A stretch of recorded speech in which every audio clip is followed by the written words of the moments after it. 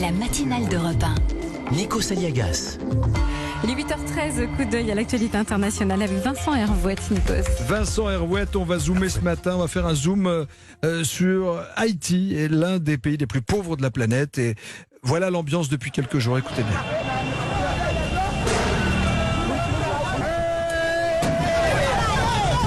Scène de violence, manifestation contre la pauvreté, les Haïtiens n'en peuvent plus et ils demandent le départ du président Jovenel Moïse.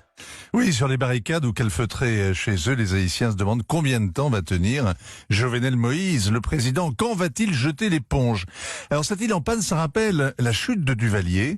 Au bout de 8 jours de grève générale, le président à vie s'était enfui. C'était un 7 février, c'est maintenant la fête nationale. Et cette année, les manifs ont commencé ce jour-là. L'histoire bégaye. Haïti, première république noire au monde, aligne depuis 2 siècles une collection de satrapes au pouvoir. Mais désormais, ils se font élire. Très mal. La participation est dérisoire. Puis, ils s'autodétruisent. En 2 ans, ils sont essorés, un bon acheté. Et Jovenel Moïse avait un slogan de campagne. Il promettait de mettre à manger dans les assiettes et de l'argent dans les poches. Eh bien, les Haïtiens sont restés sur leur faim. Et ils sont devenus enragés en découvrant que leur président s'en était mis plein les poches. C'est le scandale Petro-Caribé. Ce sont 2,5 milliards de dollars qui sont volatilisés dans la oui, c'est l'aide que versait le Venezuela d'Hugo Chavez pour financer des programmes sociaux. Et la Cour des comptes vient d'établir que cette aide avait été gaspillée par les gouvernements successifs depuis 10 ans. D'anciens ministres, des hauts fonctionnaires, des entreprises en ont profité, notamment celles que dirigeait Jovenel Moïse avant d'être élu. Un contrat sans appel d'offres et une route qui a été payée 4 fois.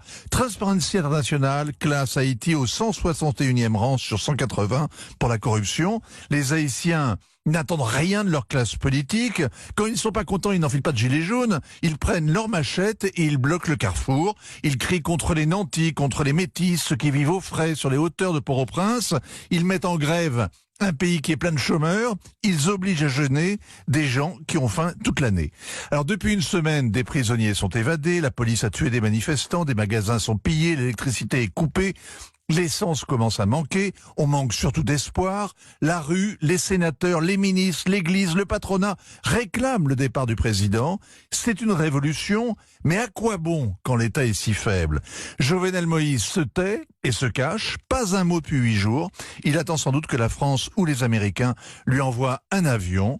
Pour s'enfuir, il évitera de prendre la route. Elle ne mène nulle part.